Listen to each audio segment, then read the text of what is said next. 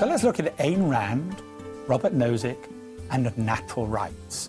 Ayn Rand is famous for being a novelist, but she wrote also lots of philosophy, probably best known for her book Atlas Shrugged.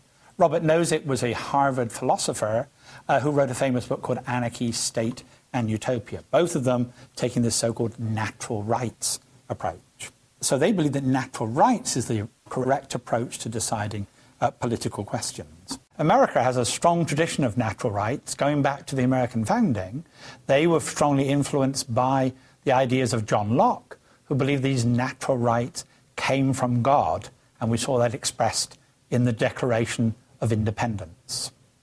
Ayn Rand is associated with what she called objectivism. She believed that there was an objective reality and an objective morality, that we can discover reality and morality by the use of reason. We know that it's in the nature of man to want to live, to want to survive. In order for people to live, in order for people to survive, they have to have certain natural rights that are necessary to exist. So we know that natural rights exist because they arise from man's nature. This is called a teleological explanation. That is, natural rights exist for the goal or purpose of human beings. Robert Nozick also believes in natural rights. He believes that it's by pursuing a rational self-interest, you would not violate the natural rights of others. He assumes that rights exist, and he examines what's the consequences of that. It doesn't depend on a particular view of human nature. So in this view, natural rights is a so-called deontological approach. Natural rights tell us the limits of what we should do.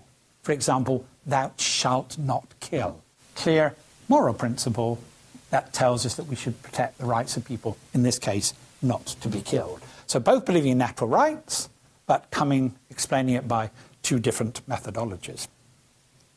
They both agree that the problem with government is that it violates our natural rights. It is immoral to use force to obtain your goals. Capitalism, they argue, is the only moral economic system because it's based on voluntary exchange. It's not based on coercion. So the problem with government is that much of what government does is to undermine our natural rights. So what is the role of government?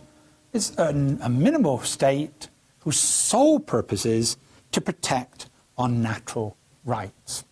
Rand describes this as a minimal state which places force under objective control. Objectively, we can determine what the role of government should be.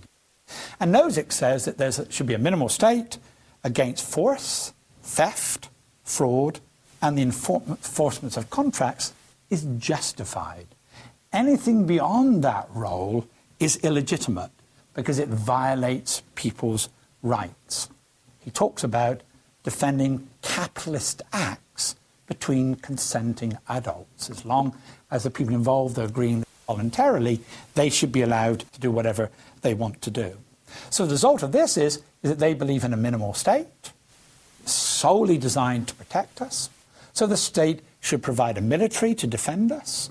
It should provide a police to defend us against criminals. It should provide a court to avoid conflict between people. And that is it. There is no justification for any form of government beyond that, such as a welfare state.